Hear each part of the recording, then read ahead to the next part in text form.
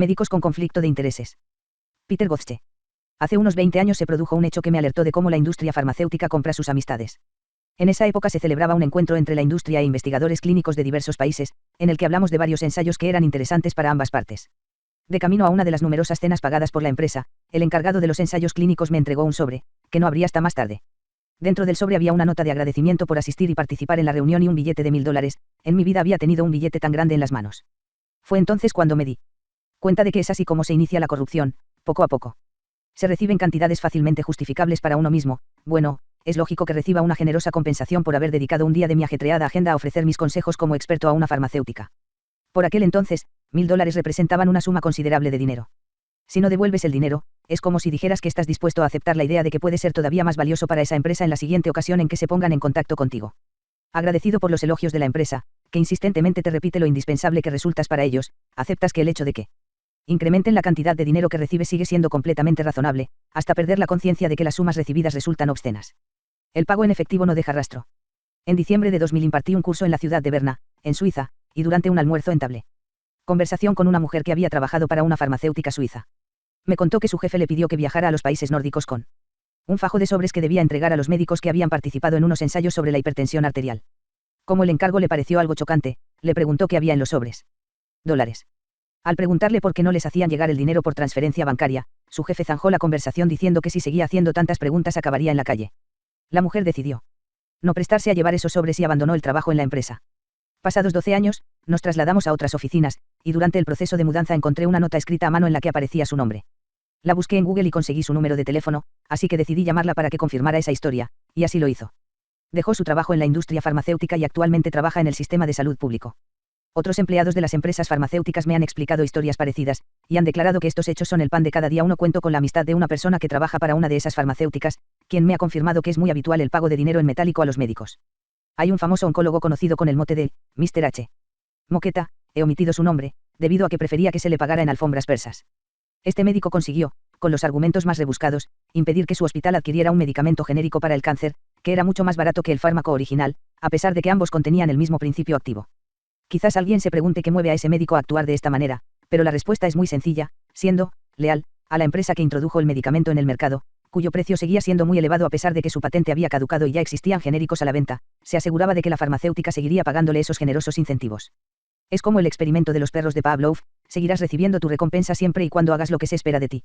Hay una costumbre cultural arraigada entre los médicos que permite la aceptación de dinero fácil. 2.14 y las farmacéuticas ofrecen transferir esas cantidades de dinero de modo que no puedan rastrearse. 15 En 2006, la organización Transparency International dedicó su informe de corrupción global al sector sanitario. Los resultados no dejan lugar a dudas acerca de la amplia corrupción existente en la sanidad. A menudo es la industria farmacéutica quien da el primer paso, pero en ocasiones son los propios médicos, ministros y otros funcionarios estatales quienes extorsionan a la industria. 7. Investigadores británicos descubrieron que el sistema mediante el cual el gobierno de Polonia decide qué fármacos deben atenerse a la cobertura del Estado es profundamente defectuoso. 16 Determinados fármacos para patologías cardíacas estaban subvencionados por el Estado a pesar de que las pruebas científicas realizadas eran de dudosa calidad. Posteriormente, los medios de comunicación desvelaron que esa decisión fue tomada después de que la empresa que los fabricaba tuviera listo un nuevo apartamento para un alto cargo del Ministerio de Sanidad polaco. Y es que las grandes farmacéuticas cuentan con amistades en los más altos círculos.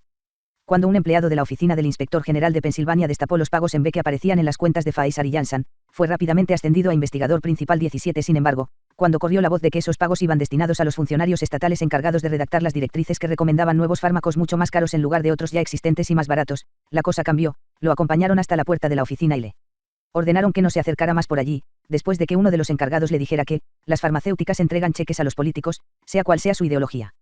Puede que el primer acercamiento de la industria farmacéutica sea discreto, pero en cuanto un médico pasa a ser útil para una empresa, el tamaño de los favores aumenta de manera exagerada.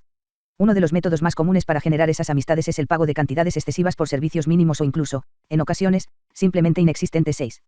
Una pizza o una linterna de bolsillo son las primeras tentativas, pequeñas inyecciones de confianza en uno mismo que hacen que los médicos crean que el dinero no va a poder corromperles nunca. 18 Pero veamos hasta qué grado de obscenidad pueden llegar los pagos de la industria a los médicos, y hasta qué punto es grave dicha corrupción. Hay médicos tan influyentes dentro de la comunidad científica que las empresas farmacéuticas pueden llegar a aceptar tácitamente que estos se embolsen dinero destinado a otros propósitos.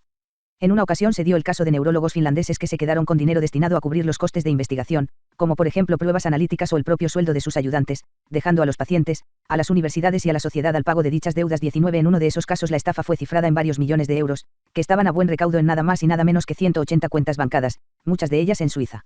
Resulta irónico, además, que los dos investigadores acusados de estos delitos fueran los encargados de supervisar la valoración ética de los proyectos a escala nacional. Uno de ellos, junto con su hijo, fue declarado culpable de 23 delitos y condenado a una pena de cárcel, mientras que el otro a punto estuvo de correr la misma suerte. No obstante, en ocasiones, las farmacéuticas ya dejan bien claras sus intenciones a los médicos desde el principio. Sandoz ofreció a un investigador un cargo como asesor con un sueldo de $30.000 al año para convencerle de que aceptara publicar una conclusión positiva de su ensayo sobre la isradipina, un antagonista del calcio para tratar la hipertensión arterial fabricado por la farmacéutica, a pesar de que presentaba un porcentaje de complicaciones mucho mayor que el del fármaco de comparación 320. Tampoco deja mucho lugar a dudas el cheque no solicitado por valor de $10.000 enviado por Schering-Plough en concepto de asesoría, junto con el compromiso de que el médico recete medicamentos de la empresa 21. Las tácticas de la farmacéutica incluían el pago de grandes cantidades de dinero a los médicos con el fin de que recetaran su fármaco para la hepatitis C, así como la invitación a participar en ensayos clínicos financiados por ellos y que eran poco más que un intento de marketing poco disimulado de solicitar su colaboración. Schering-Plough inundó el mercado de ensayos de poca monta y pagó a los especialistas involucrados entre $1.000 y $1.500 por cada paciente al que recetasen interferón, cuyo coste corría a cargo de los pacientes o de las aseguradoras 10. Estos hechos sirven para describir las grandes cantidades de dinero que reciben los médicos cuando entran a formar parte del entramado médico empresarial. Pero ¿qué hay acerca del nivel de corrupción existente en la integridad investigadora? Antes de tocar este tema, me gustaría plantear una pregunta: ¿cuál cree que es el porcentaje de médicos que reciben dinero de la industria farmacéutica? Incluyendo a los médicos retirados, a los que trabajan en consultorios de atención primaria, en la sanidad pública, a los que no recetan fármacos y a los que no toman decisiones importantes, como por ejemplo los miles de médicos residentes, obligados a seguir las indicaciones de sus superiores. En Dinamarca, la ley obliga a los médicos a obtener el permiso de la Agencia Nacional del Medicamento para trabajar para una farmacéutica, excepto si el encargo es trivial, como por ejemplo dar una charla en un acto financiado por la industria. Dichos permisos están disponibles en una web de dominio público, pero hasta hace poco tiempo su cumplimentación era poco habitual. En junio de 2010, la agencia danesa del medicamento mandó una advertencia a 650 médicos que trabajaban sin permiso para las farmacéuticas 22. En ese momento la lista contaba con 1.694 médicos, pero incluyendo a los 650 sin permiso, el porcentaje de facultativos que trabajaban para la industria farmacéutica era del 12%.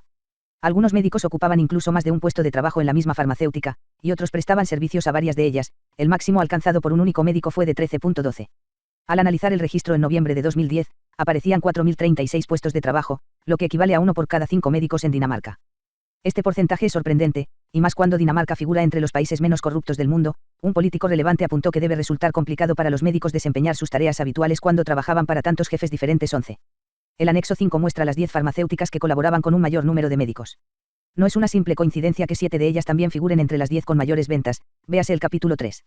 La Asociación Danesa de Médicos negó que existiera problema alguno y aceptó abogar por una mayor transparencia, incluso en lo referente a la naturaleza de los trabajos realizados por los médicos y sus honorarios, pero sus miembros añadieron con arrogancia que eso no era asunto de nadie, ni siquiera de los pacientes. 13. En el siguiente capítulo veremos si esta argumentación es o no sostenible.